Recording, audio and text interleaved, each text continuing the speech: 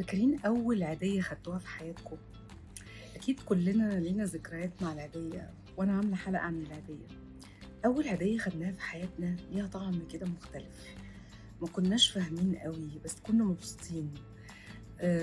ما كناش عارفين هنعمل بيها إيه، بس كانت ماما بتاخدها. أنا فاكرة إن أول عيدية خدتها كانت مدى سعادتي إن أنا أروح على السوبر ماركت أو المحل اللي بيبيع لعب الأطفال. عارفين في العيد اللعب البلاستيك دي بتبقى كتيرة قوي غير اللعب اللي بتبقى عندنا، اللي هي الغالية اللي دايما بتبقى موجودة في كل بيت، أو اللي بتيجي في أعياد الميلاد أو الحاجات دي. لا، في لعب بلاستيك كده بتبقى لذيذة قوي.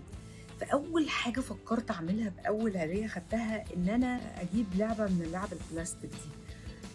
بس أنا عايزة أقول حاجة، إنه أحيانًا إحنا بناخد عاديات وإحنا babies لسه، يعني الكبار العيلة بييجوا يحطوا لنا عاديات، طبعًا دي ما بنحسش بيها ولا بنشوفها، خلاص دي اتنست راحت في التاريخ. لكن العيدية اللي بتبقى بتاخدها وأنت واعي، دي فعلًا بتبقى بهجة، ليها بهجة ومفاجأة حلوة، وعرفت إن الحياة كده ليها طعم حلو، وبتبقى أكيد عملتِ أو عملت بيها حاجة. كنا زمان وإحنا صغيرين البنات نروح نشتري المطبخ البلاستيك ده، نجيب الحاجات اللي هي البسيطة، سلسلة بلاستيك، خاتم بلاستيك، مش حاجات كده. مش عارفة بقى أنتم فاكرين أول عيدية خدتوها عملتوا بيها إيه؟